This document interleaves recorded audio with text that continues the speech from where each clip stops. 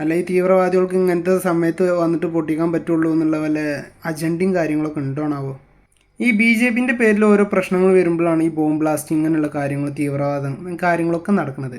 അതെന്തുകൊണ്ടാണ്? ഒരു സംശയമായിട്ട് ചോദിക്കുകയാണ്. ഇപ്പോൾ അത് വോട്ട് ചോരി ഈ പ്രശ്നം നടക്കുന്ന ടൈമിലാണ് ഇപ്പോൾ ഇങ്ങനൊരു ബോംബ് ബ്ലാസ്റ്റ്. ഇതിനു മുമ്പ് പൗരത്വ ഭേദഗതി ബില്ല് അത് പാസ്സാക്കുന്ന ടൈമിൽ അതിനെക്കുറിച്ചിട്ട് സംസാരം തുടങ്ങുന്ന ടൈമിലാണ് വേറൊരു ബോംബ് ബ്ലാസ്റ്റ് നടന്നിരിക്കുന്നത്. ഇതേമാതിരി ഒരുപാടുണ്ട്. ഇങ്ങനത്തെ പ്രശ്നങ്ങളിൽ മാത്രമാണല്ലോ ഇതൊക്കെ വരുന്നത്. അല്ലെങ്കിൽ ഇലക്ഷൻ്റെ ടൈമൊക്കെ വരുമ്പോഴാണ് ഇങ്ങനെയുള്ള വിവാദങ്ങളും പ്രശ്നങ്ങളും കാര്യങ്ങളൊക്കെ വരുന്നത്. അതെന്തുകൊണ്ടാണ്?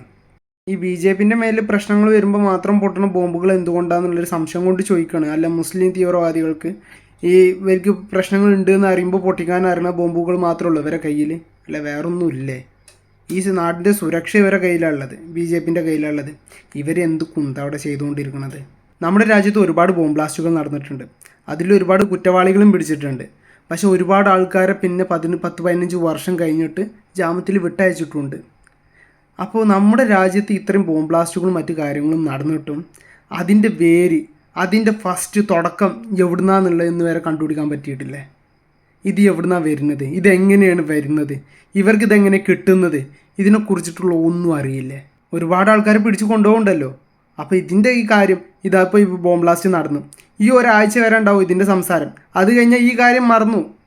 പിന്നെ എന്താ നടക്കണമെന്നുള്ളത് ദൈവത്തിനറിയാം. ഇതാണ് ഇപ്പോൾ നമ്മുടെ രാജ്യത്തിൽ നടക്കുന്നത്.